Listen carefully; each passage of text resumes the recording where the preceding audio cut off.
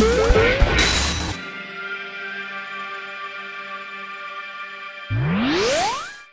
the 25 years since the first game in the franchise hit our consoles, the Resident Evil series has furnished us with more nutters, wrong'uns and monsties than we could shake an umbrella at. From evil corporations to brutish grunts, our plucky heroes have been forced to put up with a lot over the years. But as dastardly and menacing as the franchise's antagonists are, we do have to admire them to a certain extent. For this list, we'll be wading through Resident Evil's back catalogue of nasties to spotlight those that inspire as much awe as they do terror. Fair warning, we will be including plot points from the game, including the most recent title Resident Evil Village, so a spoiler warning is very much in effect. I'm Ashton from TripleJump, and here are the 10 best Resident Evil villains. Number 10, Donna Beneviento, Resident Evil Village.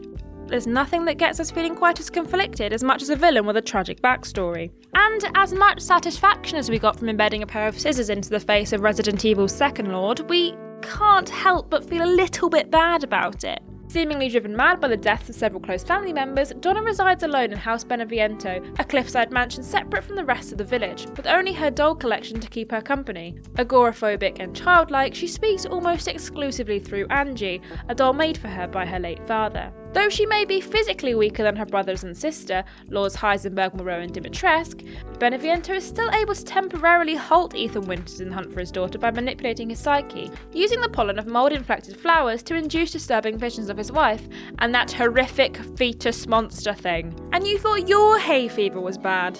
Donna may appear to be the least intimidating villain in the series' 8th main title, but upon reflection we'd sooner rather face a lifetime of acid rain vomit or Magneto's crap cousin than just one encounter with this. Number 9, Alexia Ashford, Resident Evil Code Veronica. It takes a special kind of evil to undertake horrific experiments on your own dad, but then again, knowing the circumstances surrounding Alexia Ashford and her brother Alfred's birth, we can't say he didn't have it coming. Created with the intent of restoring the Ashford family's reputation, genetically modified hyper-intelligent clone Alexia begins undertaking dastardly deeds at a young age, using her extensive knowledge of virology to transform her father into the terrifying Nosferatu. From there, she goes on to expose herself to the T. Veronica virus with the lofty ambition of taking over the world, ultimately mutating into a giant, dragonfly-like monster capable of absorbing bullets and spewing fire. For a good portion of Resident Evil Code Veronica, Alexia gets the better of our protagonists, seemingly outsmarting them at every turn. Despite all of his boulder punching prowess, even Chris Redfield is only able to weaken Alexia, which just causes her to mutate further, making her more powerful than ever before. While he does eventually get the drop on her, it takes nothing short of an experimental weapon, the linear launcher, to do the job, leaving us to thank our lucky stars that Chris was around to save the day. Christ knows what would have happened if he'd still been on his European vacation. Number 8, Evelyn, Resident Evil 7 and Resident Evil Village.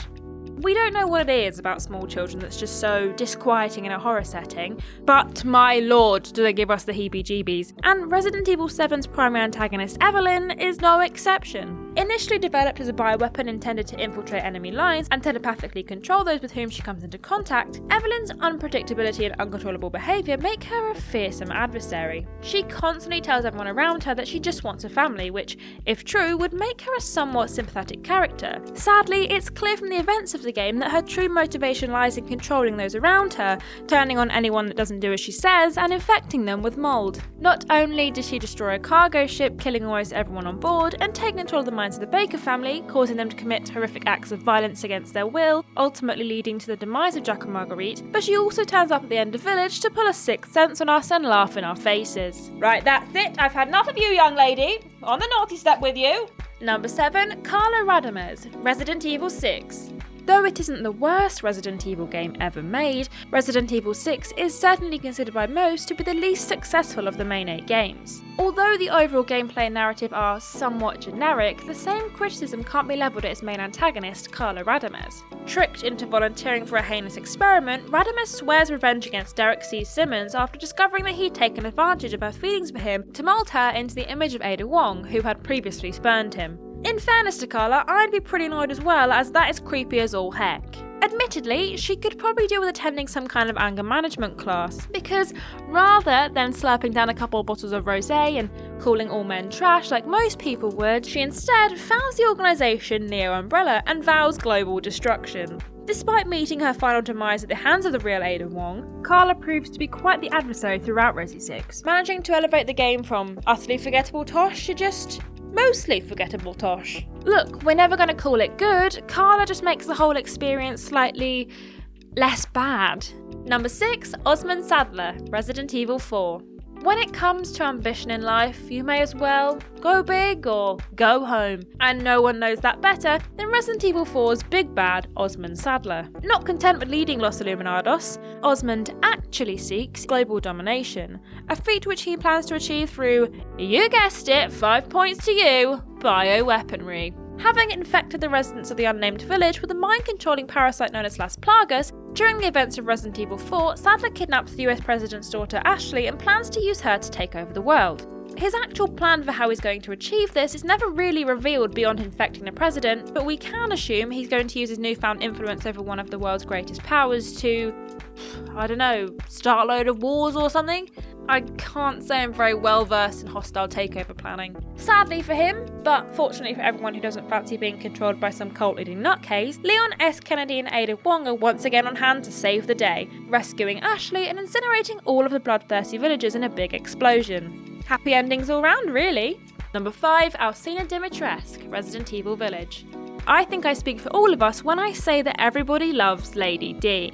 As iconic as she is tall, this blood-sucking aristocrat and her chimeric daughters can be found hunting Ethan Winters around Castle Dimitrescu, toying with the poor chap with the intent of feasting on his flesh or enjoying a nice glass of blood-infused wine. Born sometime in the early 20th century, Lady Dimitrescu was transformed into the towering monstrosity we meet in Village after Mother Miranda implanted her with the Kadu parasite. Although she proved an unfit vessel for the resurrection of Miranda's daughter Ava, she exhibited extraordinary regenerative and transformative powers, including the ability to rapidly grow her nails into razor-sharp claws and turn into a vicious dragon-like monster. Despite not being the quickest of enemies, Lady D's sheer size alone makes her an intimidating foe, so even though you can probably outrun her in the close quarters of Castle Dimitrescu corridors, she's most likely got the upper hand. No pun intended. Add to this the fact that her stature is coupled with immense strength that will pile-drive human adversaries through masonry with barely a thought, and you've got one formidable, yet confusingly sexy villain. Number 4, Mr X, Resident Evil 2 and Remake, The Dark Side Chronicles and Operation Raccoon City. As much as we are fans of big, hunky boys, I mean, we've already made several videos on the subject, we're going to have to make an exception when it comes to Resident Evil's Mr X, because although we love a silent, brooding, muscular man in tight leather, we have to draw the line at getting our skulls crushed. Sent into Raccoon City to kill any survivors during the events of Resident Evil 2, Mr X is first seen lurking around the police department in pursuit of Leon S. Kennedy and Claire Redfield. Far quicker than you'd expect for a bloke of his size, not only is he powerful enough to viciously murder our protagonist with just one hand, but he's also completely immune to conventional weapons. Additionally, he's been blessed with highly attuned tracking capabilities, meaning that he's able to locate his prey at a distance from the sounds of gunshots or hurried footsteps. Although he is eventually bested with the well-placed blast from a rocket launcher, Mr X is still the most terrifying aspect of a game that's got more spooky boys than actual human beings. And even when he isn't around, you're still left cacking your pants at the thought that he could show up at any moment. He's behind me, isn't he? Number 3, Albert Wesker, Resident Evil Code Veronica, and Resident Evil 5. Here he is, ladies and gentlemen, the scumbag that started it all. Well, not exactly, but Albert Wesker was indeed there from the beginning, and if it hadn't been for his nefarious intentions, then we'd never have been introduced to the likes of Chris Redfield or Jill Valentine, and frankly, that is not the kind of world I want to live in. Having appeared as an antagonist in more Resident Evil games than most people have had hot dinners, it's no surprise that Wesker has worked up quite the malevolent resume. From humble beginnings as a double agent in the Spencer Mansion, he went on to fake his own death, gain superhuman powers thanks to an experimental variant of the progenitor virus, and conspire both with and against the Umbrella Corporation. Ultimately, Albert had intended to use his powers, along with all of his dodgy dealings, to bring about the extinction of humanity, with each outing planning to use whichever bioweapon was flavour of the month to do so. Unfortunately for him, his demise was brought about somewhat unceremoniously by those he really should have dispatched of in the first game, with Chris Redfield and chums on hand to run him a nice, hot, if slightly lavary bath. Number 2, The Baker Family, Resident Evil 7. I'll give the Resident Evil series one thing, it certainly does have a knack for making us feel sorry for its villains.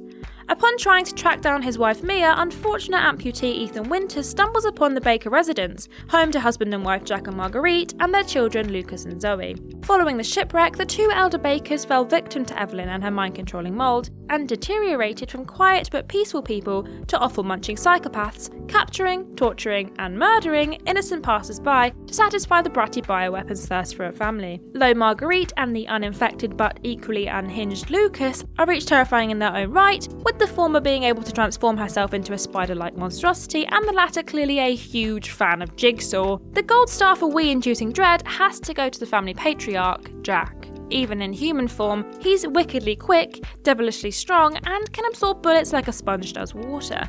Transformed by the mold, however, he's utterly grotesque and by far the game's most difficult boss to beat, bested only upon administration of the infection's cure. In summary, the Bakers are one scary bunch, and suffice it to say, this is one family reunion we wouldn't feel too bad about missing. Number 1. Nemesis, Resident Evil 3 and Remake, Resident Evil Survivor 2, Code Veronica, and Resident Evil The Umbrella Chronicles.